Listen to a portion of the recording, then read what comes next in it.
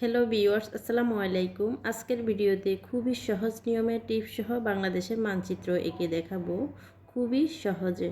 খেয়াল করে দেখবেন, প্রথমে আমি উপর নিচ করে একটি চতুর্ভুজ এঁকে নিচ্ছি।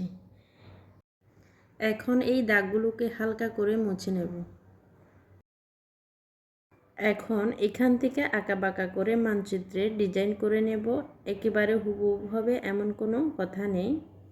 আমি যেভাবে এই দাগগুলো টেনে নিচ্ছি, এই দাগগুলো ভালোভাবে ফলো করুন, তাহলে বাংলাদেশের মানচিত্র আঁকা খুবই সহজ হবে। মুছে নেওয়া দাগগুলোকে ফলো করুন। এরপর পেন্সিলের সাহায্যে আঁকাবাঁকা করে দাগগুলো টেনে নেবেন। হুবহু হবে এমন কোনো কথা নেই, কারণ পেন্সিলের মাপ এদিক ওদিক একটু অসমান হতেই পারে। কোনো সমস্যা নেই, এভাবে আঁকলেও অনেক সুন্দর হবে। এভাবে উপর নিচ করে আঁকাবাঁকা করে দাগ টেনে খুব সহজে মানচিত্রে ডিজাইন করা যায়। সম্পূর্ণ ভিডিওটি দেখার চেষ্টা করবেন। সম্পূর্ণ ছবিতে কালার করে নেব। কোথায় কোন কালার দেবেন তার আইডিয়াটা পেয়ে যাবেন।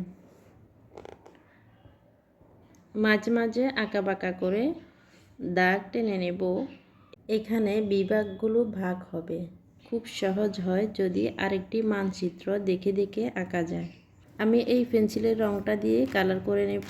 এটা দিয়ে করলেও সুন্দর হয়।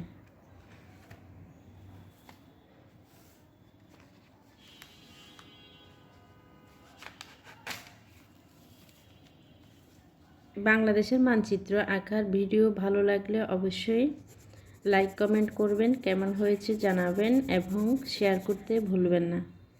কমলা রং, হলুদ এবং নীল রং দিয়ে কালার করে নিচ্ছি। মিলিয়ে মিলিয়ে কালারগুলো করে নেবেন।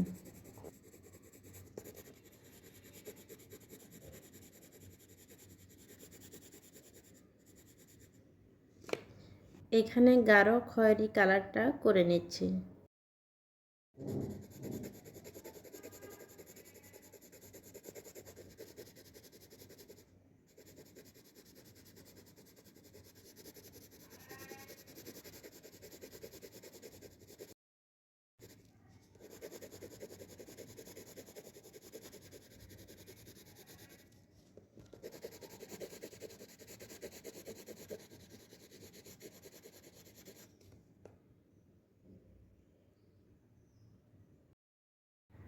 এবার ম্যাপের মাঝে আমরা বিভাগের নামগুলো লিখে নেব। আর একটি সাদা পেন্সিল বা তুলি দিয়ে নদীগুলো এঁকে নিব, তাহলে দেখতে আরও সুন্দর লাগবে।